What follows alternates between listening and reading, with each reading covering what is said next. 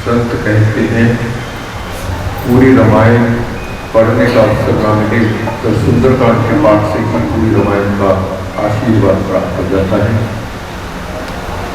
सुंदरकांड जहाँ विघ्नों को दूर करने वाला है, वहाँ मन की बात को पूरा कर देने वाला है। विघ्नों को दूर करने वाले प्रभु राम है, मन की बात को पूरा कर देने वाले प्रभु राम है। वो तो कृपा के सागर है, वो तो प्यार के सागर है। उनकी मेहर बरसती है, उनकी कृपा बरसती है, जहाँ भी रामायण जय होता है। हम सब बहन भाई बहुत ही भाग्यशाली हैं। हमें आज इस सिद्ध स्थान में महाराज के चरणों में बैठकर श्री रामायण की गंगा में स्नान करने का अवसर प्राप्त हुआ है। ये हमारे भाग्य की बात है। मिश्री की डली है, जहाँ से भी जब वो मीठी है। इससे अभिप्राय ये है कि रामायण को कहीं से भी आप खोल के पढ़ो, उसका पाठ करो, वो दोहा आशीर्वाद देने वाले। सुंदरकांड कृपा है। सुंदरकांड में तो हमारे कहाँ से शुरू, रामायण में कहाँ से शुरू होता है सुंदरकांड, इसके बारे में बता देता हूँ ताकि हमारा लिंक जुड़ जाए। जब रावण सीता माता का हरण करके ले जाता है, किसी को कुछ पता नहीं चलता कहाँ है रावण, कहाँ है लंका। तो सुग्रीव के सैनिक, जो कि वानर सैनिक है, लाखों की संख्या में है। सुग्रीव अपने वानर सैनिकों के ग्रुप बना लेते हैं, देश के सभी भागों में भेजा जाता है। और एक ग्रुप ऐसा है जिसके नेता तो अंगद है, उसमें जामवान है, सुषेण है, हनुमान जी और भी साथी हैं। ये ग्रुप ढूंढने पे निकला। लाखों सैनिक सीता माता को पता करने के लिए सारे देश में निकले, कहीं कुछ पता नहीं चला। तो अंत में जो अंगद का ग्रुप है, जिसके नेता अंगद है, जिसमें हनुमान जी है, उनका मिलन संपाति से हुआ। संपाति जटायु के बड़े भाई हैं।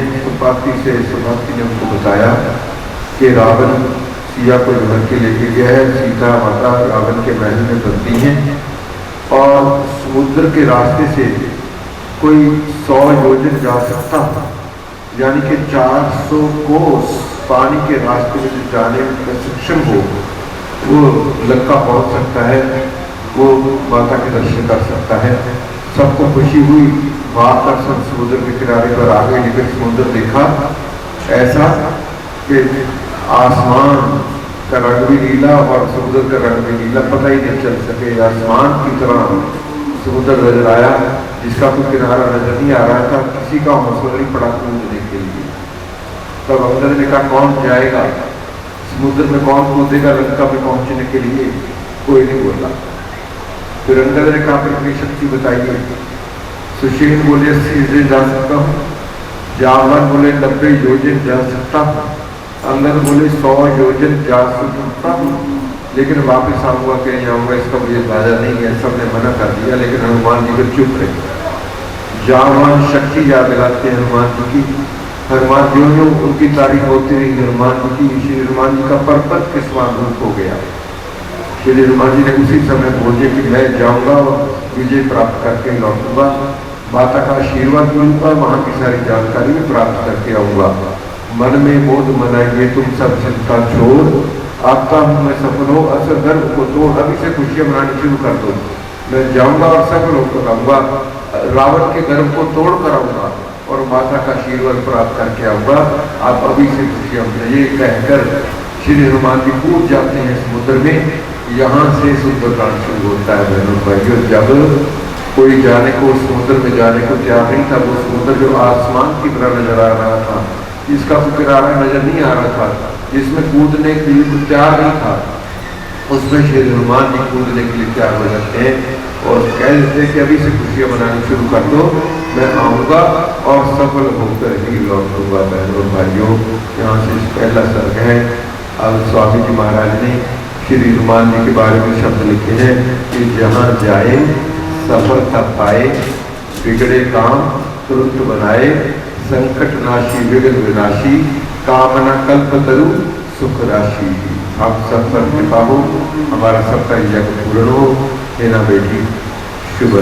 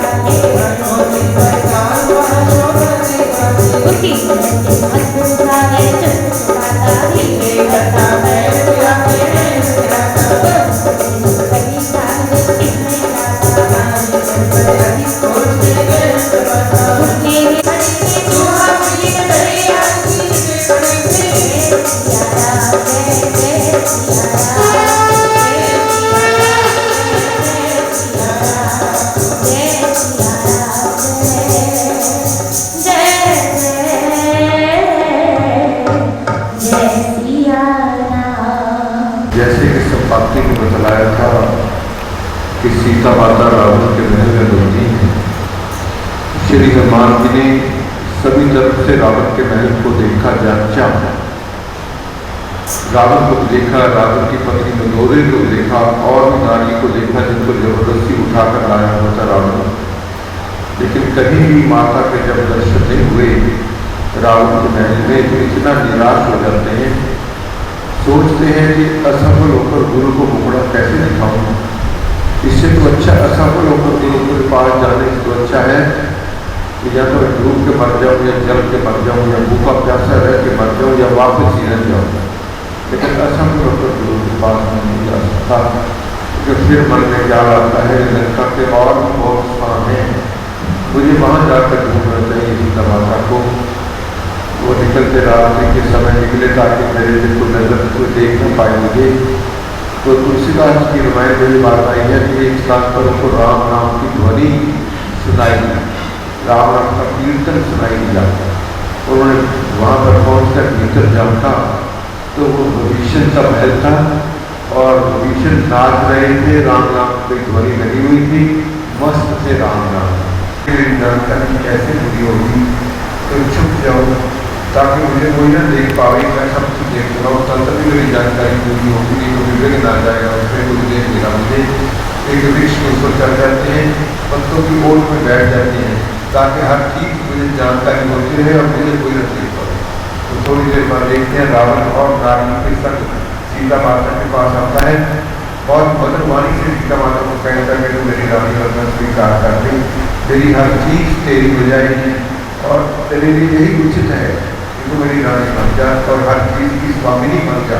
जहाँ पर राम का आना लक्ष्मण का आना असंभव है, उनको भूल जा, वो नहीं आ पाएंगे। इतना कहते माता रोने लगती है। ये दूसरे शब्द में हमने पढ़ हमें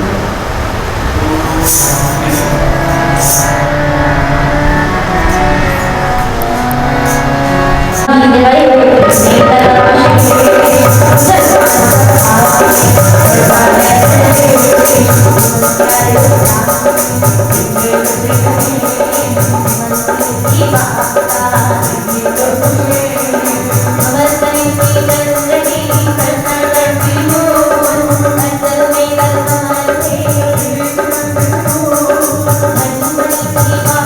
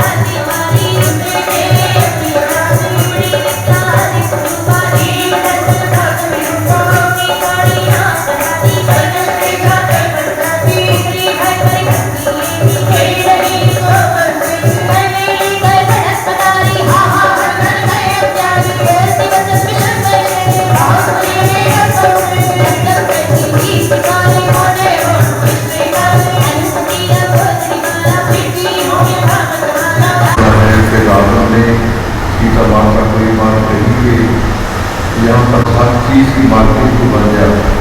माता रोने लगती है। अगले सर्ग में हमने ये पढ़ना है, सीता माता ने प्रश्न किया है रावण से और ये बात कही है, अपने घर से प्रेम कर, मुझसे तुम मोड़, प्रीति लगाने पत्नी से पाप पतन पन छोड़। और फिर सीता माता ने कहा कि तू इस प्रकार मेरे से बातें कर रहा है जैसा तेरा व्यवहार है, मुझे ऐसा लगता है कि लंका की नगरी में जहाँ तो संत होते नहीं, यहाँ तो उनका कहना नहीं मानता है। क्या सत्य यहाँ है नहीं, सज्जन मुनि अपाप, पर उनको रुचते नहीं उनके कथन कला।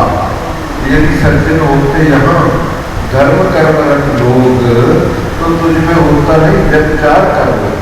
तेरे में इस प्रकार के संतों का तू कहना मानता होता तो तेरे में इस प्रकार का व्यभिचार का रोग ना होता, तेरा व्यवहार तेरे साथ इस प्रकार का ना होता। फिर सीता माता ने कहा, जो देवता है, जो भूप है, जो लीडर है, जो स्वामी है, और वो नीति पर नहीं चलता, इंसाफ पर नहीं चलता, तेरे जैसा विभाग करता है, उसका सर्वनाश निश्चित है। हे रावण, तू उसमें देवता है, तू भूप है, तू बादशाह है, सबका तू लीडर है, तो तू नीति पर नहीं चलता, तेरा विभाग मेरे पर ऐसा, इसका परिणाम क्या होगा? इस कारण लंकापुरी धन संपत्ति भरपूर, रत्न जड़त हीरक बड़ी, फिर होगी चंद्राचूर। तेरा विभाग मेरे साथ ऐसा है, इसका परिणाम ये होगा कि लंका नगरी चूर चूर होकर रहेगी। माता के मुख से जो बात निकली थी अंतकाल वो सत्य ही सिद्ध हुई। भाइयों, फिर कहा, ये बात कहने के बाद सीता माता ने फिर समझाया रावण को कि रावण, तेरा अपराध क्षमा होने वाला नहीं है, लेकिन तू मुझे प्रभु को सौंपकर तू क्षमा याचना कर ले, वो तेरे को माफ कर देंगे। कोई शरणागत है, वत्सल है, दयालु है, कृपालु है, तेरा अपराध क्षमा होने वाला नहीं है, फिर भी तेरे को क्षमा कर देंगे। लेकिन तू मेरी बात को नहीं मानेगा तो फिर क्या होगा? जब उनके बाण को बरसेंगे, जब उनके बाण बरसेंगे, तीनों लोगों में कोई ऐसा पैदा नहीं होगा हुआ तो तेरी रक्षा करने को आ तेरे उनके बाणों से तेरे को बचा नहीं पाएगा। तो भाई रावण ठीक था, रावण की जुगत मेरी कह रही, मेरे को हुक्म चला रही है सिया। और रावण का ये हाल है कि रावण की बात इतना अहंकारी है, रावण कि शक्तिशाली तो है, अहंकारी इतना है कि जो भी रावण की बात को काट देता है, या ये सवाल देता है कि सीता माता को लौटा दो, तो उसकी सजा क्या है? उसकी सजा है मौत, उसको मौत की सजा मिलती है। आज सीता माता ने स्वयं बात कही कि मुझे प्रभु को सौंप कर क्षमा याचना कर ली। इसका उत्तर में रावण ने कहा कि मेरा दिल करता है तेरा वध कर डालूं, लेकिन 2 महीने की अवधि जो दी हुई है वो मेरे रास्ते में बाधा है। 2 महीने की अवधि ना दी होती तो आज तेरा वध हो जाना था, लेकिन 2 महीने की अवधि पूरी हो जाएगी, तू मेरी बात को नहीं माने तो फिर क्या होगा? अवधि अनंतर पाचक मेरे टुकड़े टुकड़े करके मेरी भूम पकाकर उन्हें सवेरा प्रात रात लाएंगे मेरा हाथ। 2 महीने की अवधि पूरी हो जाएगी, तू मेरी बात को नहीं मानेगी तो मेरे रसोई तेरे को काट कर मेरा प्रातः काल का रास्ता लेकर आएंगे। बहनों भाइयों, स्वामी महाराज ने लिखा है कि जो असुर थे तवे जैसे काले थे, मानव मांस खाते थे, कच्चा खाते थे या भून पकाकर खाते थे, मनुष्य का गर्भ खून पी जाते थे। जब रावण जी को विश्वास हुआ था, ऋषि मुनियों ने हड्डियों के ढेर पड़े दिखाए, तो रावण जी ने पूछा कि हड्डियां किसकी हैं? तब ऋषि मुनियों ने बताया कि हमारे परिवारों की, हमारे बच्चों की हड्डियां हैं जिनको कच्चा चबाया हुआ है असुरों ने। यही बात आज कह दी रावण ने सिया को कि 2 महीने की अवधि पूरी होने के बाद उन्हें मानेगी तो मेरे रसोई तेरे को काट कर मेरा प्रातः काल का नाश्ता लेके आएंगे। जो बात असुर कहते मानव मांस खाते थे, कोई रावण भी मानव मांस खाता था। तो बहनों भाइयों, ये बात सुनकर सीता माता इतनी निर्भय है। सुंदरकांड में सीता माता के गुणों का वर्णन है, वहाँ एक गुण ये भी है कि वो निर्भय है। सीता माता ने इसको उत्तर दिया कि तुम मेरे वन की बात करके बहादुर बनता है, कहाँ का बहादुर है तू? बहादुर होता तो मेरी चोरी क्यों उठा के रखता?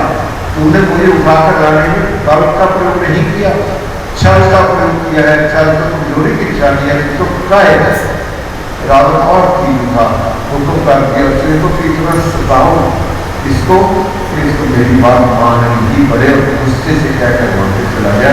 इसका था कोई कहती चमड़ी हुई माता तड़प रही है और असुरी अत्याचार कर रही है। इतने में एक असुरी त्रिजटा जिसका नाम है वो दूसरी असुरी को रोकती है कि सीता माता पर जुल्म करना बंद कर दो, क्योंकि मैंने एक बहुत ही अशुभ सूचक स्वप्न देखा। स्वप्न में मैंने रावण की हार देखी है, घोड़ी तरफ हार देखी है और रावण की जीत देखी है। तो इसलिए जब से हमने इसको ज्यादा सताना शुरू कर दिया तब से मुझे बहुत ही अशुभ सूचक स्वप्न आ रही है। इसलिए मेरी दूसरी असुरी से सलाह है कि यदि इनको सताना सीता माता को बंद ना किया तो इस बुरा हाल हो जाएगा, हमारा असली का बुरा हाल हो जाएगा। ये उसकी बात है। तो बहनों भाइयों इसका वर्णन है चौथे शब्द में, तो किस प्रकार असली अत्याचार करती हैं, किस प्रकार त्रिजटा को समझाती हैं, किस प्रकार त्रिजटा डर जाती हैं।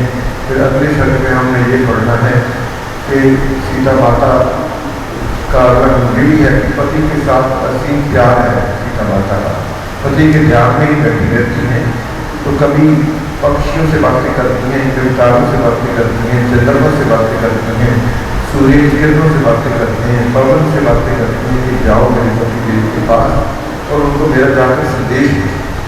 और बहनों भाइयों फिर पति के ध्यान में सीता माता रावण जपती है, पति के ध्यान में बैठी रहती है। पति के ध्यान में बैठी हुई सीता माता पति को संबोधित करती हुई बात कहती है, हे मेरे पति देव, या तो 2 महीने के बीच आप आ जाओ तो मुझे जिंदा पाओगे, नहीं तो फिर मुझे 2 महीने के बीच आप लेने नहीं आओगे तो इसको मुझे मार ही देगा। और ये बातें समझो निश्चय से ले लो, सती का सत्य पालूंगी, गले को फांस डाल करके तो किसी को पालूंगी। ये मेरे पति देव एक बात पक्की जान लो कि या तो 2 महीने के बीच से लेने आ जाओ, यदि आप 2 महीने के बीच में लेने नहीं आए तो एक बात पक्की जान लो, मुझे विष को भी खाना क्यों ना पड़े, मुझे गले को फांसना क्यों ना पड़े, मैं अपने पति व्रता धर्म पर अड़िग रही। इस देखो सुंदरकांड का सार भी कहा जाता है कि कितनी भी कठिन परीक्षा क्यों ना हो, धर्म की हाथ ना हो।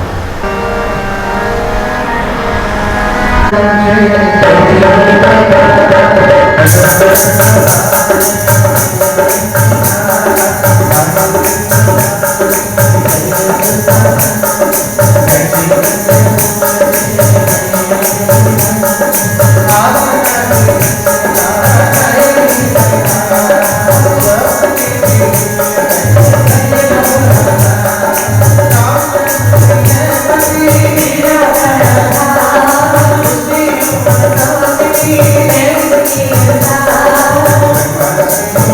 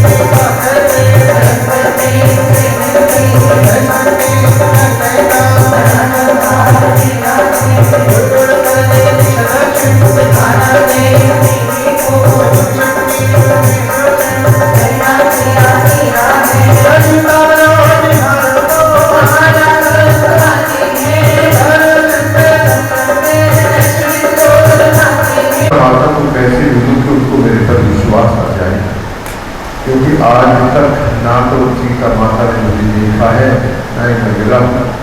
किस प्रकार इस असुरों की नगरी में किस प्रकार विश्वास करें, किस प्रकार राजा दशरथ हुए, किस प्रकार उनके पुण्य कर्मों से सारे जगत में ही उनकी पूजा होती थी, किस प्रकार उनके बेटे राघव की बहुत ही गंभीर शत्रु दमन में निपुण पिता की आज्ञा को मानकर वनवास चले गए। वनवास में जाकर ऋषि मुनियों की सेवा असुरों का सफाया किया। असुरों ने बदला लेने के लिए सीता माता का हरण कर दिया और मैं हनुमान सीता माता को ढूंढते ढूंढते यहाँ पर पहुँच गया और मुझे पूर्ण विश्वास है सीता माता मेरे सामने। इस असुरों की नगरी में राम कथा का वर्णन करने वाला कौन आ गया। सीता माता हैरान हो जाती है, इधर उधर देखती है, कोई नजर नहीं आता। जब वृक्ष के ऊपर देखती है हनुमान जी को बैठे देखा तो माता को संशय हुआ कि ये रावण आज रावण की कोई नई चाल तो नहीं, एक बार तो भेष बदलकर मुझे उठाने के लिए आया था। आज उसकी नई चाल करी, या मैं स्वप्न में तो नहीं देखती सब कुछ, जब कुछ समझ नहीं आता माता रोने लगती है। श्री हनुमान जी नीचे उतर आते हैं, माता के चरणों में नमस्कार करते हैं और कहते हैं कि माता, मैं तो राघव का अनुगामी हूँ, मैं तो उनका दास हूँ, मैंने तो अपना जीवन, मैंने तो अपना समर्पण उनके चरणों में कर रखा है माता। तो सीधी सारी बात थी हनुमान जी की, माता को विश्वास आ जाता है। देखिए महामधुर मुख मंडल रेखा, आव भाव चिन्ह चक्र रेखा, वचन ढंग सब सरल सुहाना, सिया में वह सच्चाई माना। सीता माता को विश्वास हो जाता है कि हनुमान जी जो कह रहे हैं ठीक कह रहे हैं। हनुमान जी के पास एक राम नाम की अंकित अंगूठी, वो सीता माता को भेंट कर देते हैं। निशाती थी बहनों भाइयों, राम नाम की अंकित अंगूठी हनुमान जी को कब मिली थी, कैसे मिली थी? लाखों की संख्या में वानर सैनिक थे जो सीता माता को ढूंढने के लिए निकलना जाना था, जिन्होंने सुग्रीव को वानर सैनिकों के टुकड़ियां दल बना देते हैं। हर दल का एक नेता चुन देते हैं। इस दल का नेता जिसमें हनुमान जी के नेता तो अंदर थे, राम जी ने वो राम नाम की अंगूठी किसी भी दल के नेता को नहीं दी। इस दल में हनुमान जी है, उसके नेता अंदर को भी नहीं दी। ये राम नाम के अंगूठी सिर्फ हनुमान जी को दी गई थी, मानो सीता को मिलने का आशीर्वाद था। और सीता माता तक कौन पहुंच पाया? जिसके पास तो राम नाम की अंकित अंगूठी। बहनों भाइयों, आज जो राम नाम की अंकित अंगूठी सीता माता को भेंट कर दी गई, माता ने कहा कि हे हनुमान, मैं ही हूँ जन्म सुता सीता, माता मैं सीता नहीं हूँ, मेरी सीता नहीं। तो बहनों भाइयों, कहा फिर हनुमान जी कि माता आप किस प्रकार कर रही हैं, इधर मैंने इसका हाल देख लिया है, लेकिन ये माता आपको एक बात ये बताता हूँ, जिस प्रकार आप इधर तड़प रही हैं, मेरे गुरुवर स्वामी उधर उसी प्रकार तड़प रहे हैं। किस प्रकार, जिस पर आप तड़प रही है उसी प्रकार मेरे स्वामी तड़प रहे हैं। कितने कितने दिन भोजन नहीं करते, उपवासों में रहते हैं, और कोई सांप हो, बिच्छू को काटने वाला हो, ऊपर से बोलता उसको भी हटाते नहीं है, आंखें रंग नीची रखते हैं, ध्यान मिला में रहते हैं, रात को हाथ सीधा कहकर बैठते हैं। तो क्या हनुमान जी की माता, जिस प्रकार आप तड़प रही हैं, मेरे गुरु स्वामी उसी प्रकार उधर तड़प रहे हैं। ये सबसे पहला मिलन था हनुमान जी का सीता माता के साथ। श्री हनुमान जी का सबसे पहला मिलन राम की लक्ष्मण जी से कब हुआ, इसका वर्णन से मैं बता देता हूँ। कबंध राक्षस जिसकी लंबी भुजाएं थी, जिसने जकड़ लिया था राम जी को, तो राम जी ने अपनी तलवार निकाल कर उसकी भुजाएं काट दी थी। उसको बाहर हो गया था कबंध राक्षस की, तो परमेश्वर स्वयं मेरा कल्याण कर दिया। तब उसने सलाह दी थी कि आप सुग्रीव के पास जाएंगे। उसकी बात कबंध राक्षस की बात को मानकर राम जी लक्ष्मण जी सुग्रीव के पास जाते हैं। तो सुग्रीव अपने बड़े भाई बाली के घर से ऋषि पर्वत पर छिप कर रहे। सुग्रीव को हमेशा ये खतरा रहता था कि मेरा बड़ा भाई बाली कहीं मुझे बर्बाद ना दे। तो सुग्रीव पर्वत के ऊपर से देखते हैं कि दो नौजवान हैं, मेरी तरफ बड़े आ रहे हैं, ऋषियों की वेशभूषा तो है, लेकिन शस्त्र भी उनके पास है। शस्त्र को देखकर उसने अनुमान लगाया कि कहीं बाली ने मुझे मारने के लिए उनको भेजा हो। सुग्रीव के साथ हनुमान जी रहते थे, नल और नील रहते थे, जामवन रहते थे, सुचेन रहते थे। ये सारे साथी सुग्रीव के साथ पर्वत पर छिप कर रहते थे। सुग्रीव के साथ सुग्रीव हनुमान जी को बुलाते हैं, कहते हैं कि जो दो नौजवान आ गए हैं, मेरे तक पहुंचने से पहले जाकर पता लगाइए कि कौन है, इनका मंत्र क्या है, किस प्रयोजन से आ रही है, कहीं मुझे मारने तो नहीं आ रहे। तो हनुमान जी के बारे में रामायण में आया है कि दक्ष है चिन्ह ज्ञान है। इसका मतलब ये है कि दूसरे के चेहरे को देखकर भाप जाते हैं कि इसके मन में क्या है। बड़ी उतावली से हनुमान जी पर्वत के नीचे उतरते हैं, राम जी लक्ष्मण जी को रोक लेते हैं। थोड़ी उनकी बातचीत होती है और हनुमान जी को पता चल जाता है कि जो मित्रता के लिए आ रही है। इशारे से सुग्रीव को समझा भी जाते हैं कि खतरे की बात नहीं चल रही, कोई बात नहीं है। थोड़ी देर हनुमान जी का और राम जी का आपस में वार्तालाप हुआ। उनका जब वार्तालाप खत्म हुआ तो हनुमान जी के बारे में चंद शब्द राम जी ने लक्ष्मण जी को कहे। वो शब्द क्या है? वो शब्द ये थे कि राम जी के हनुमान जी के शिष्टाचार से, मधुर कथन कलाप से और शुद्ध उच्चारण से, 3 बातें कही। शिष्टाचार यानी कि मैनर्स, जिसको हम इंग्लिश में मैनर्स कहते हैं। शिष्टाचार से, मधुर कथन कलाप से, मीठा बोलते हैं, और शुद्ध उच्चारण से। ये प्रतीक होता है कि ये वेदों के ज्ञाता है। इन्होंने वेदों का बहुत बार अध्ययन किया हुआ है। इस लंबे भाषण में इन्होंने किसी प्रकार की कोई गलती नहीं की। इनकी वाणी प्रवाह चलती है, इनको बोलते हुए रुकना नहीं पड़ता। और इनकी वाणी इतनी मनमोहक शक्ति है, ये इतनी कल्याणी वाणी बोलते हैं। यदि दुश्मन लोहा लिए खड़ा हो, तलवार लिए खड़ा हो हाथ में, इनको 2 शब्द बोलने का मौका मिल जाए, वो दुश्मन भूलकर तलवार को फेंक देगा। इनकी मनमोहक शक्ति इतनी है। श्री हनुमान जी वैदिक धरती थे। श्री हनुमान जी की मातृभाषा संस्कृत थी। संस्कृत बोलते थे हनुमान जी।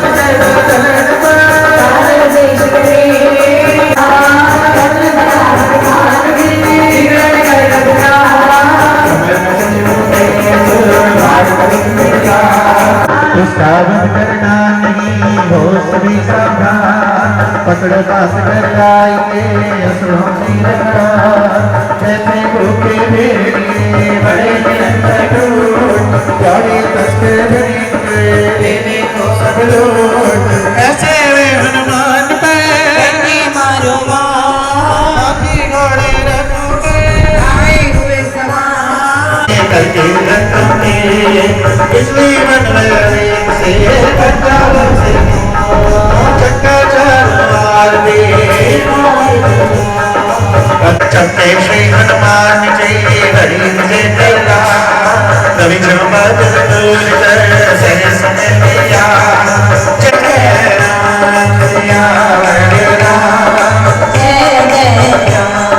दूत जान कर अति पैदा तेरा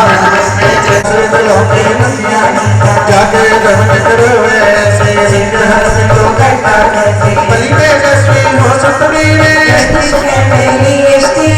को अपने हाथ का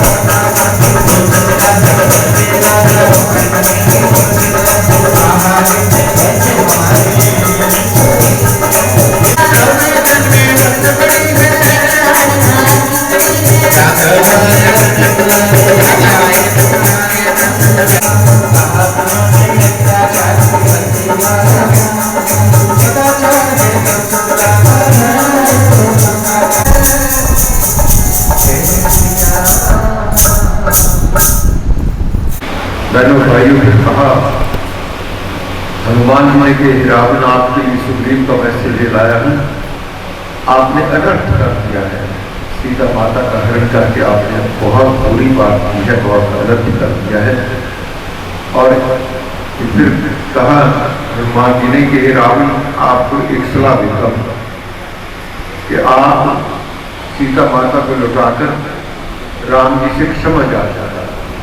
उसके बारे में शब्द लिखे हैं कि नहीं तो जग में जन तो है नहीं सह ले उसका क्रोध, राम जी क्रोध को तो सहन नहीं कर पाएगा। जग में जन तो है नहीं सह ले उसका क्रोध, जननी ने जाया नहीं जो कर सके विरोध, हित कर है तेरे लिए जाना उसके पास, क्षमा मांगना देश या बन रहना अनुदास। बहनों भाइयों, जैसे कि मैंने पहले बताया कि रावण की बात को कोई काट दे या ये सलाह दे दे कि सीता माता को लौटा दो तो उसकी सजा होती थी मौत, उसकी मौत सजा होती थी बहनों भाइयों। तो लेकिन आज इसने के लिए बात हनुमान जी ने कही, तो उसके पहले भी सबसे पहले मरीच ने बात काटी थी। जब सिया हरण के लिए रावण मरीच के पास पहुंचा था तो मरीच ने मना किया था कि ये रावण तेरे में शक्ति नहीं है, तो मारने को तैयार हो गया था मरीच को, और मरीच को पक्का पता चल गया था कि अब मैंने तो मरना है, इसके हाथ में मरूं या राम के हाथ में मरूं। फिर सिया ने बात कही थी कि तेरे में जब उसके बाण बरसेंगे तो तीनों लोगों में कोई ऐसा पैदा नहीं हुआ जो तेरी रक्षा कर सके, इसलिए तेरा भला इसी में है कि मुझे प्रभु को सौंपकर मुझसे क्षमा याचना कर ली। तो रावण ने ये बात कही थी, 2 महीने की अवधि ना दी होती तो तेरा मैं वध कर डालता। मंदोदरी रावण की पत्नी है। मंदोदरी ने कहा था ये रावण जिनको तू आम आदमी समझ रहा है वो आम आदमी नहीं है, तो अब भी समझ जाने तो सर्वनाश हो जाएगा। उसको भी मारने को तैयार हो गया था। माल्यवंत रावण के दरबार में एक बहुत ही काबिल मंत्री है और रावण का रिश्तेदार था। माल्यवंत ने कहा था, सब तेरी झूठी चापलूस है, तेरी झूठी प्रशंसा कर रही है, तू इनकी बातों में ना आ, सबके साथ अन्याय ना होने दे, इस प्रकार अनर्थ हो जाएगा, सर्वनाश हो जाएगा। तो माल्यवंत को मारने को तैयार हो गया था रावण।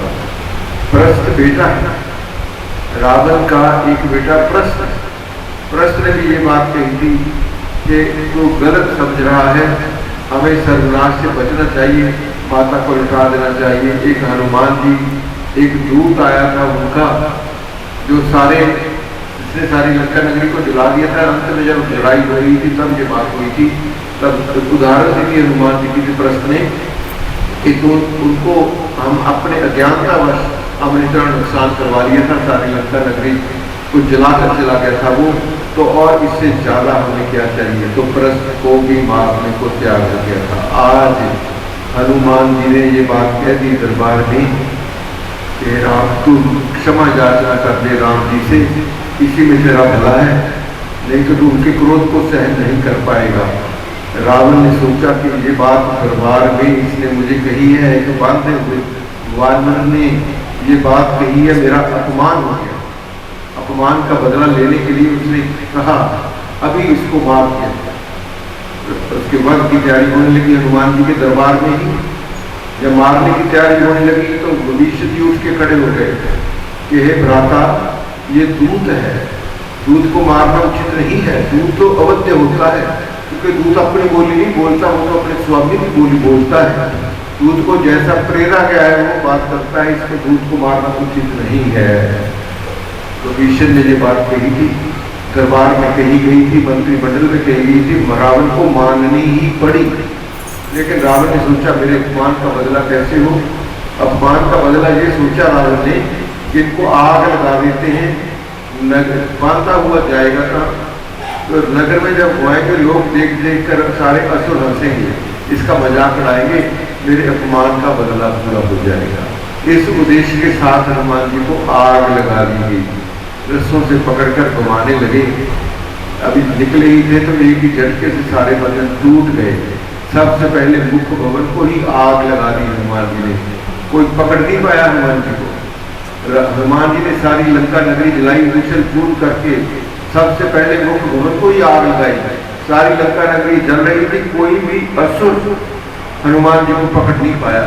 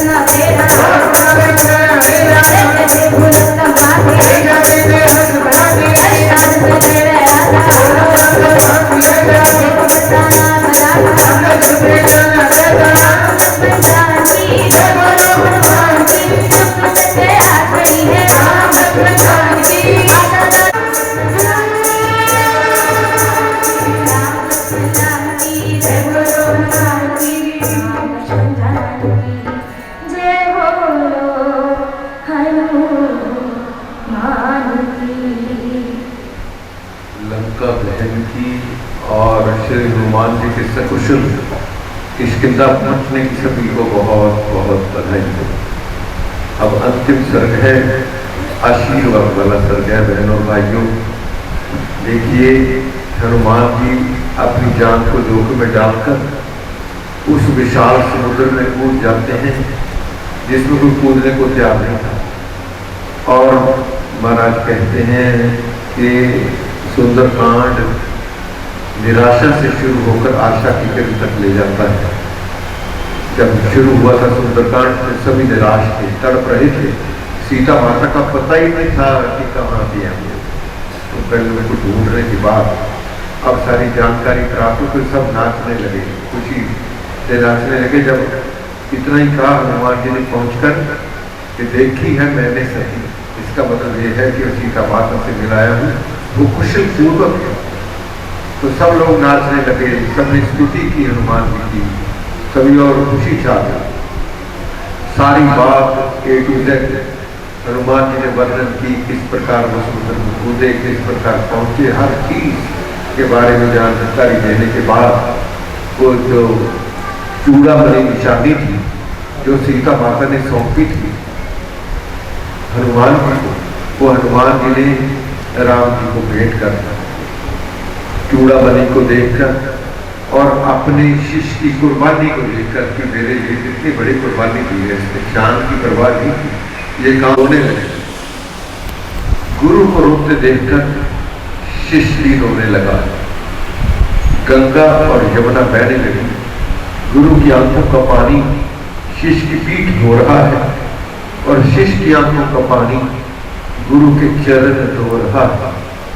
गुरु आंसू अभिषेक चाहते, शिष्य दीक्षा विष दिखलाते, शिष्य के अश्रु थे मिलसाते, गुरु चरणों पर अर्थ चढ़ाते, प्रेम पगे प्रेमी कहलाए, सिर दे दे पर दाम न चाहे। बहनों भाइयों, महाराज ऋषि जी बात कहते थे कि कहा राम जी ने हनुमान जी को कि हनुमान, जो तू मेरे लिए करके आया है, मेरा काम करके आया है, तेरा कर्जा मेरे ऊपर चढ़ गया। और ग्रंथों में ये बात आई है, किसी से यदि कोई कर्जा लिया हुआ हो तो जीवन में ही उतर जाना चाहिए, वो अच्छा होता है। कर्जा लेकर ना मरे, क्योंकि बाद में तो और मुश्किल हो जाती है। ये ग्रंथों में आया है कि कर्जा लेके ना मरे, जिसने कर्जा लिया हुआ वो जीवन में उतार दे, वही उचित होता है।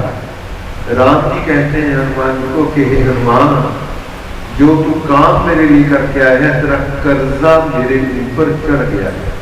अब कर्जे को कैसे उतारा जा सकता है? कर्जे को उतारने का सिर्फ एक ही ढंग है कि हनुमान जी के ऊपर कोई मुसीबत आवे और उसको राम जी उस मुसीबत को दूर करें, तभी कर्जे से मुक्त हो सकते हैं। तब कहा कि अब दो बातें हैं कि या तो तेरा कर्जा लेकर मरूं, जो कि उचित नहीं है, या तेरे पर मुसीबत आवे, दोनों में से एक बात हो। या तो हनुमान जी पर मुसीबत आएगी या राम जी कर्जा लेकर ही मरे।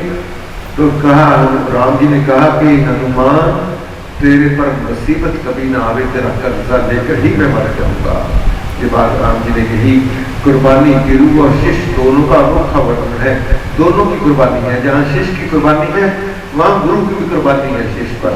शिष्य और गुरु कैसे होते हैं? महाराज ने एक बार बात बताई कि एक शिष्य सो रहा था वृक्ष के नीचे, गुरु उसके पास बैठे। एक सांप आया, सांप ने आकर डसने की कोशिश की शिष्य को। गुरु ये बात नहीं कही, उसके उत्तर में तुलसीदास जी की रामायण में ये बात आई है। हनुमान जी ने उसका उत्तर क्या दिया? हनुमान जी ने इसका उत्तर दिया, वन मानस की क्या प्रभुताई, शाखा से शाखा पर जाई। मेरी शक्ति तो इतनी है, एक वृक्ष को कूद कर दूसरा वृक्ष पर चला जाऊं। ये जो काम मैं करके आया हूं, अपनी जान को जोखिम में डालकर उस विशाल समुद्र में जिसमें कूदने कोई प्यार नहीं था, उसमें कूदकर लंका पहुंचकर सीता माता का आशीर्वाद लेके आया हूँ, सारी लंका को जलाकर आया हूँ। ये सारा कमाल, ये सारी शक्ति तो उस राम नाम की है जिसका मैं श्वास श्वास सिमरन कर रहा हूँ। मेरा कुछ भी नहीं है इसमें, करने वाले तो महाराज बैठे हैं, करने वाले तो राम जी बैठे हैं, स्वयं बैठे हैं जिन्होंने ये किया। मेरा तो नाम वैसे ही हो गया, शक्ति तो उधर से ही आ रही थी, मेरा तो शून्य हूं, मैं कुछ भी नहीं। बहनों भाइयों, यही कहा है अमृतवाणी में, क्या है? राम राम जपे मना अमृतवाणी मान, राम नाम में राम को सदा विराजित जान। यही बात हनुमान जी ने कही है कि मैं तो श्वास श्वास जो राम नाम जप रहा था, शक्ति तो वही आ रही थी, वही सारा काम कर रही थी, उस शक्ति से ही सारे काम अपने आप होते जा रहे थे, मैंने तो कुछ भी नहीं किया। बहन और भाइयों, अमृतवाणी का अंतिम दोहा है, तारक मंत्र राम है जिसका सुफल अपार, इस मंत्र के जाप से निश्चय बने निस्तार। जो राम नाम का सिमरन करते हैं, ये बात निश्चित है, ये बात पक्की है कि उनको परम पद प्राप्त होता है, जिंदगी की बाजी को जीत जाता है। कौन? जिन्होंने राम नाम के सिमरन को अपने जीवन का अंग बना लिया है। राम से बड़ा राम का नाम है। तुलसीदास जी महाराज ने रामायण की रचना की। तुलसीदास जी महाराज राम जी के दीवाने थे, उनके ध्यान में घंटों बैठे रहते थे। भक्तों ने प्रश्न किया कि महाराज एक प्रश्न का उत्तर दीजिए, आपसे बढ़कर और अच्छा उत्तर कोई नहीं दे सकता इसको। तुलसीदास जी ने कहा बोलो। प्रश्न ये है कि राम बड़े हैं जो उनका नाम बड़ा है। तब तुलसीदास जी महाराज ने इसका उत्तर दिया था कि राम से बड़ा उनका नाम है, राम से बड़ा राम नाम है। क्यों क्यों बड़ा है? इसका उत्तर भी दिया कि राम ने तो एक अहिल्या को उतारा, एक जटायु का उद्धार किया, लेकिन राम नाम ने, उनके नाम ने तो करोड़ों हृदयों में बैठे हुए करोड़ों रावणों को मारा है। इसलिए राम से बड़ा उनका नाम है, राम नाम से बड़ा है। राम राम जपे मना अमृतवाणी मान, राम नाम में राम को सदा विराजित जान। अतः हमारे बच्चे गीत गाते हैं, साढ़े गुरुआ ने जहाज बनाया, आओ जी ने पार लगना। गुरुओं ने हमें राम नाम दिया है, जिसने भवसागर से पार होना है, इस राम नाम रूपी जहाज में सवार हो जाओ और भवसागर से पार हो जाओ।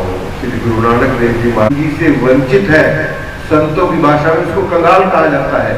और दूसरी तरफ यदि पैसे की थोड़ी बहुत कमी भी क्यों ना होवे, नाम का धनी होवे, राम नाम जपने वाला हो, उसको लखपति करोड़पति सेठ कहा जाता है। प्रभु के नाम, राम नाम, ओम नाम उनका, वाहिगुरु उनका नाम, कृष्ण उनका नाम, जो नाम अच्छा लगे उसके नाम का जाप करो। वही पुकार है। जैसे कोई किसी को बापू कहता है, कोई पिता कहता है, कोई डैडी कहता है, कोई बाबूजी कहता है अपने पिता को, इसी प्रकार परमेश्वर के नाम है। अंग्रेज लोग गॉड कहते हैं तब भी वही पुकार होती है, सिख लोग वाहिगुरु कहते हैं तब भी वही पुकार। एक ओंकार, एक शक्ति है, जिस नाम से भी पुकारो वो एक है, लेकिन उनके नाम अनेक हैं। किसी भी नाम से पुकारो, विश्वास के साथ वो चले आते हैं। जिस रूप के दर्शन चाहते हो, जिस रूप की कल्पना करते हो, उसी रूप में वो दर्शन देते हैं। वो तो कृपा के सागर है, वो तो प्यार के सागर है मेरे प्रभु, भक्त पर नचावर है मेरे प्रभु। सबकी बात वो कृपा के सागर है, वो प्यार के सागर है। जैसा भक्त मां चाहता है वैसे ही बन जाते हैं। जिस नाम को भक्त जपता है उसी नाम में आशीर्वाद देते हैं, जिस रूप की भक्त कल्पना करता है उसी रूप में दर्शन देते हैं वो। तो इसलिए बहनों और भाइयों, इस चोले को, इस चोले में, ये चोला अनमोल है। जन्म जन्म से भटक रहे प्राणी को मानव चोला प्राप्त हुआ है, जो हमें प्राप्त हुआ है। एक गोल्डन चांस मिला है, एक अनमोल हीरा हमारे हाथ लगा है। इसकी कदर करो। कैसे? सिमरन करो, नाम जपो और इस हीरे की पूरी कीमत वसूल कर जाओ। कल कल करने वाला तो पश्चाताप ही करता है। संतों का आशीर्वाद इसी बात में होता है कि वो अधिक से अधिक भक्तजन नाम का जाप करें, सेवा करें, सिर्फ अंगद श्री हनुमान जी दोनों बड़े वीर, राघव लक्ष्मण को मिले चरण पकड़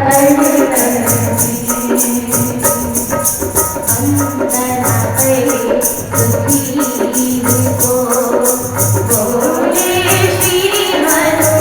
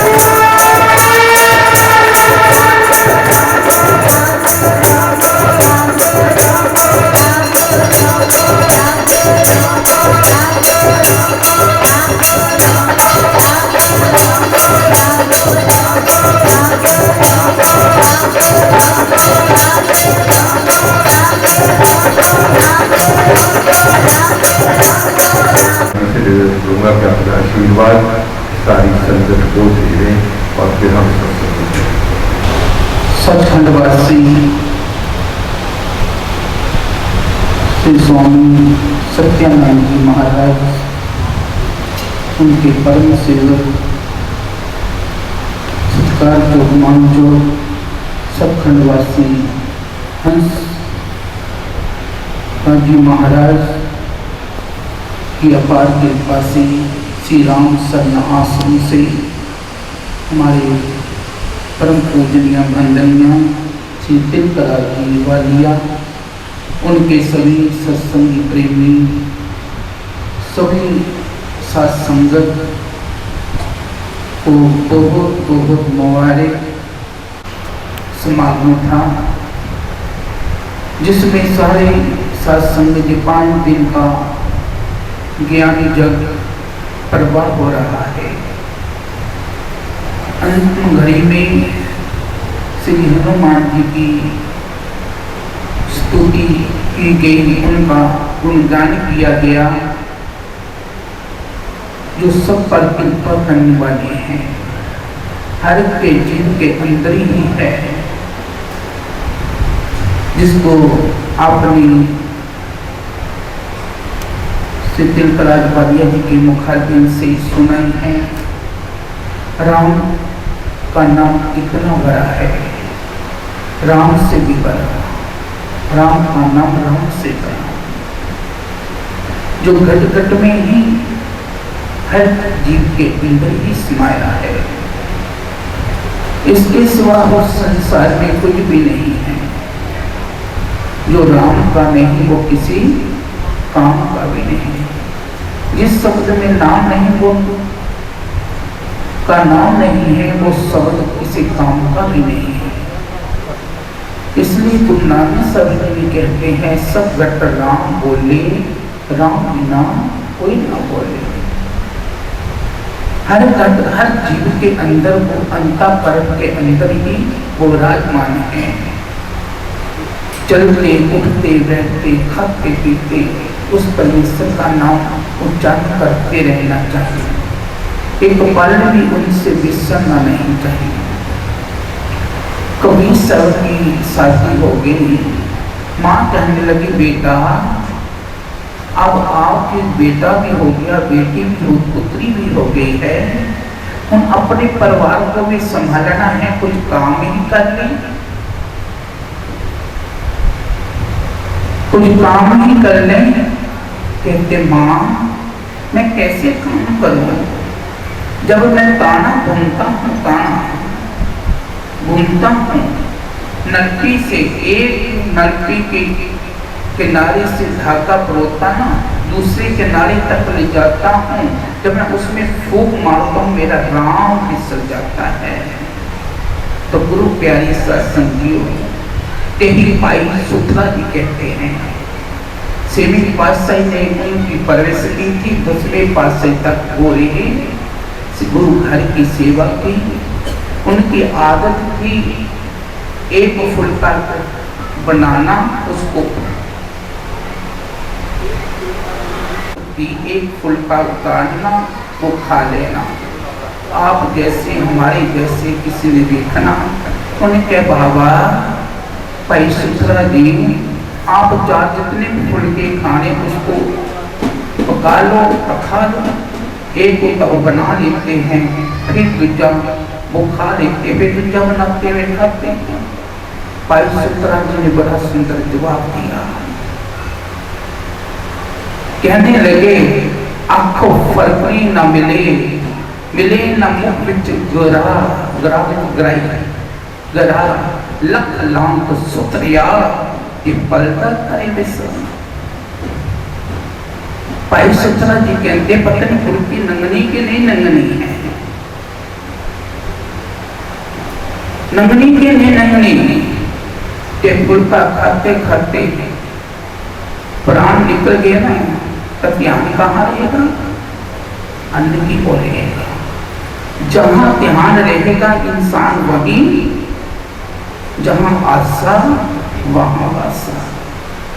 जैसे हमारे वालिया जी ने भी बताया, हमारा इतिहास भी बयान करता है कि जिस इच्छा में इंसान की मृत्यु होती है उसी जून में जाना पड़ता है। श्री रामचंद्र जी को भी जन्म लेना पड़ गया कृष्ण रूप में, कृष्ण जी को भी अपना कर्जा उतारना पड़ गया। जब रावण को मुक्त करके कारागार में गए तो देवी माता रोई, कहते पुत्र 14 साल अब कहा है तो एक भगवान है कि कंस को मारा है, कितनियों को तुमने तार दिया, तो बेटा अब तुम बताओ 14 साल मुझको इस कारण इतना दुख मिला, इतना मिला, 14 साल तो पल में मुझका कल्याण कर सकते थे। कहते माँ ये मेरे कर्ज को उतारने के लिए इस संसार में आया है, माँ मुझको भी तुमने 14 साल वनवास भेज दिया था। पहला तुम कौन थी? कई थी। कहते मैं कई है तो दसोदर कौन थी?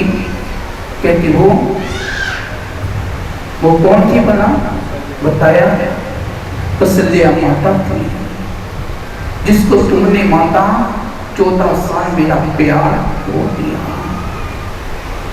ये कर्तव्य देना पड़ता है, कोई ऐसा व्यक्ति नहीं। इसलिए कृष्ण भगवान लक्ष्मी को कहते हैं राधा को राधे मैं सब कुछ बदल सकता हूँ, कर्म नहीं बदल सकता। कर्म कौन बदल सकता है? सतगुरु भी बदल सकता है। सतगुरु के सिवा को कोई कर्म नहीं बदल सकता। इसलिए गुरु प्यारी सत्संगियों सतगुरु के संग में जुड़ना चाहिए, नाम नाम लेना चाहिए। नाम कोई भी हो लेना चाहिए, नाम के बिना जीवन अधूरा है। इसलिए गुरु प्यारी सत्संगियों इनको नाम से कहते हैं, नानक दुखिया सब संसार और सुखी जो नाम आधार। इन शब्दों के द्वारा वाणी को बरामद करते हैं। तो व्याप जी का भी, आई हुई सत्संग का भी, हमारे वालिया जी का भी और सारे सत्संगी प्रेमियों का भी, जो महापुरुष आए हैं, हमारे स्वामी शोकानंद जी, हरि स्वामी हरि नरेंद्र जी, उनका भी सभी का हार्दिक अभिनंदन करते हैं। मंदिर शिव मंदिर की कमेटी के मेंबर जो भी आए हैं उनका भी बहुत बहुत धन्यवाद। परमेश्वर सब पर अपनी रहमत बनाई रखे। सभी सत्संग को बेनती है, लंगर प्रसाद भी तैयार है, वो सब पे जाना। तो यही आपसे प्रार्थना है। वो सच्चिदानंद भगवान की जय जय।